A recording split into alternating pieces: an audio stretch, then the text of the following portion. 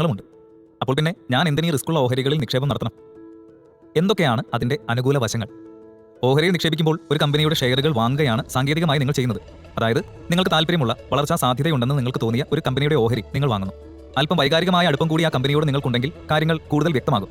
ഓഹരി വാങ്ങുക വഴി ആ കമ്പനിയുടെ ഭാഗമായി മാറുകയാണ് നിങ്ങൾ ചെയ്യുന്നത്. കമ്പനി ഭാഗികമായി നിങ്ങളുടേത് കൂടെയാണ് എന്നർത്ഥം. ആ കമ്പനി നേട്ടമുണ്ടാക്കുമ്പോൾ അതിന്റെ ഒരു വിഹിതം നിങ്ങൾക്ക് വരുന്നു. അവ ലാഭവിഹിതം നിക്ഷേപകർക്കിടയിൽ വിതരണം നടത്തുമ്പോൾ അതിൽ നിങ്ങൾക്കും അവകാശം ലഭിക്കുന്നു. അതായത് രണ്ട് തരത്തിൽ ഷെയറുകളിൽ നിന്നും മോണിറ്ററി ബെനിഫിറ്റ് ഉണ്ടാക്കാം എന്നർത്ഥം.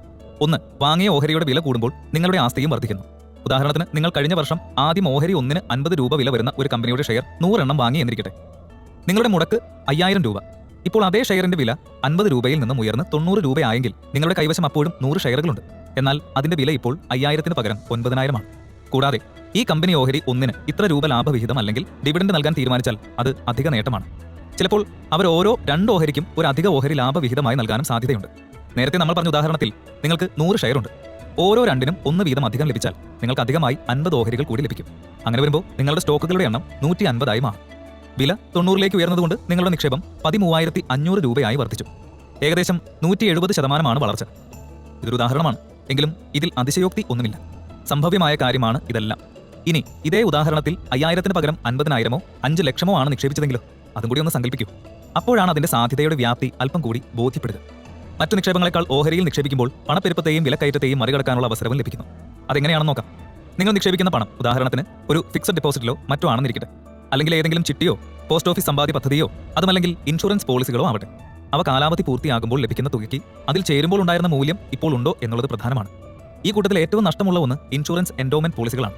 15ഉം 20ഉം വർഷമാണ് കാലാവധി. 5 ലക്ഷം രൂപയുടെ പോളിസി എടുത്താൽ 16-ാം വർഷം ലഭിക്കുക പരമാവധി 8 ലക്ഷം രൂപയാണ്. 15 വർഷങ്ങൾക്ക് ശേഷമുള്ള അതിന്റെ മൂല്യം തുലവും കുറവായിരിക്കും. അതേ തുക ഓഹരിയിൽ നിക്ഷേപിച്ചാൽ നീണ്ട 15 വർഷം കൊണ്ട് അത് നൽകുന്ന നേട്ടം വളരെ വലുതായിരിക്കും. കാരണം ഓഹരി നിക്ഷേപങ്ങൾ പല തരത്തിൽ പണപ്പെരുപ്പത്തെയും വിലക്കയറ്റത്തെയും മറികടക്കുന്നു. പ്രത്യേകിച്ച് ദീർഘകാലം ഓഹരിയിൽ പണം നിക്ഷേപിക്കുമ്പോൾ അതിന്റെ വളർച്ചാ നിരക്ക് പണപ്പെരുപ്പത്തെ മറികടക്കും വിധമുള്ളതായിരിക്കും. അതിന് പല കാരണങ്ങളുണ്ട്, എങ്കിലും വളരെ സിമ്പിൾ ആയിട്ട് ഇങ്ങനെ ആലോചിച്ചാൽ മതി. കാലാകാലങ്ങളിൽ എല്ലാത്തിനും വില കൂടിക്കൊണ്ടിരിക്കുമല്ലോ. വില കൂടുമ്പോൾ അതാത് കമ്പനികളുടെ മൂല്യവും ആസ്തിയും അതിനോടൊപ്പം വർദ്ധിക്കും. അത് ഓഹരിയിലും പ്രതിഫലിക്കും. അങ്ങനെ നിക്ഷേപകർക്ക് വിപണി നിരക്കിന് ആനുപാതികമായ നിക്ഷേപ നേട്ടം ലഭിക്കുകയും ചെയ്യും. ഇവിടെ ഒരു കാര്യം എടുത്തു പറയട്ടെ. ഏത് കമ്പനിയുടെ ഓഹരി വാങ്ങിയാലും ഇങ്ങനെ ആകണമെന്നല്ല പറയുന്നത്. എന്നാൽ മുൻപോട്ടുള്ള കാര്യങ്ങൾ പഠിച്ച് ഭാവിയിൽ സാധ്യതയേറുന്ന കമ്പനികൾ തിരിച്ചറിയുകയും ചെയ്ത് പല കമ്പനികളിലായി വിവിധ മേഖലകളിൽ നിക്ഷേപം നടത്തുമ്പോൾ മാത്രമേ ഈ നേട്ടം കൈവരികയുള്ളൂ. അതുകൊണ്ടാണ് എങ്ങനെ ഓഹരികൾ തിരഞ്ഞെടുക്കാം എന്നറിഞ്ഞിരിക്കേണ്ടത് പ്രധാനമാണെന്ന് പറയുന്നത്. സാമ്പത്തിക സുരക്ഷിതത്വം ആഗ്രഹിക്കുന്ന ഒരു വ്യക്തി എന്ന നിലയിൽ ഏറ്റവും അധികം മൂലധന വളർച്ചാ സാധ്യത കൽപ്പിക്കപ്പെടുന്ന നിക്ഷേപമായ ഓഹരിയിൽ നിങ്ങൾക്ക് ആവശ്യത്തിന് ഇൻവെസ്റ്റ്മെന്റ് ഉണ്ടായിരിക്കണം.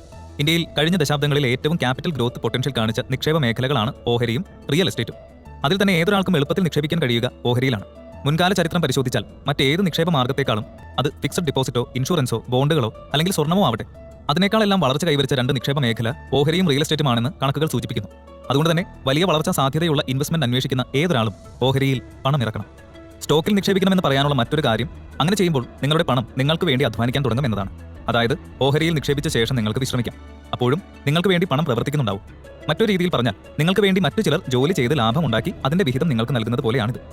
ഓഹരി നിക്ഷേപം ഏറ്റവും സ്വീകാര്യമാകുന്നതിന്റെ മറ്റൊരു കാരണം അവയിൽ നിക്ഷേപിക്കാൻ വലിയൊരു തുക ആവശ്യമില്ല എന്നതാണ്. 100 രൂപയ്ക്കും നിങ്ങൾക്ക് ഓഹരികൾ വാങ്ങാം. ഇപ്പോൾ ധാരാളം മൊബൈൽ ആപ്പുകളും ഇക്കാര്യത്തിൽ നിങ്ങളെ സഹായിക്കും. നിങ്ങളുടെ ബാങ്ക് അക്കൗണ്ടിൽ ഡിമാറ്റ് സൗകര്യം ഉൾപ്പെടുത്തിയ ശേഷം ഏതെങ്കിലും അംഗീകൃത ഷെയർ ട്രേഡിംഗ് ഏജൻസിയുടെ മൊബൈൽ ആപ്പ് ഡൗൺലോഡ് ചെയ്യുക. അതിൽ നിങ്ങൾ ആധാറുമായി ബന്ധിപ്പിച്ചിട്ടുള്ള മൊബൈൽ നമ്പർ നൽകി രജിസ്റ്റർ ചെയ്യുക. പാൻ വിവരങ്ങളും ഡിമാറ്റ് അക്കൗണ്ട് വിവരങ്ങളും നൽകിയ ശേഷം നിങ്ങൾക്ക് ആപ്പ് മുഖേന ഓഹരികൾ വാങ്ങാൻ സാധിക്കും. ഇനി ഓഹരിയിൽ നിക്ഷേപിക്കാൻ നിങ്ങൾക്ക് മാസ്റ്റേഴ്സ് ബിരുദമൊന്നും വേണ്ട.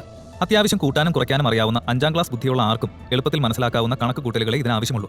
ഓഹരി നിക്ഷേപം എന്നത് വളരെ കോംപ്ലിക്കേറ്റഡ് ആയ എന്തോ ഒന്നാണ് എന്ന് കരുതി മാറി നിൽക്കുന്നവർ നിരവധിയാണ്. എന്നാൽ അതങ്ങനെയല്ല.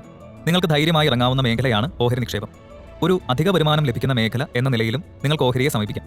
എന്നാൽ ചുരുങ്ങിയ കാലത്തിൽ കൂടുതൽ നേട്ടം എന്ന ലക്ഷ്യം മാത്രം മനസ്സിൽ വെച്ചുകൊണ്ട് ഓഹരിയിൽ ഇറങ്ങരുത്. എപ്പോഴും അത് ചുരുങ്ങിയ നാളിൽ നേട്ടം നൽകണമെന്നില്ല. സ്വന്തം ആസ്തിയിൽ എക്സ്പോണൻഷ്യൽ ആയിട്ടുള്ള ഗ്രോത്ത് ആഗ്രഹിക്കുന്നവർക്ക് ഓഹരി നിക്ഷേപം ഒഴിച്ചുകൂട്ടാനാവില്ല. എന്നാൽ ഇതിനെല്ലാം ഏറ്റവും മികച്ച വളർച്ചാ സാധ്യതയുള്ള മികച്ച ഓഹരികൾ കണ്ടെത്തുക എന്നത് പ്രധാനമാണ്. അതെങ്ങനെ സാധിക്കും എന്നുള്ളതാണ് ഇനി വരുന്ന അധ്യായങ്ങളിൽ നമ്മൾ മനസ്സിലാക്കാൻ പോകുന്നത്.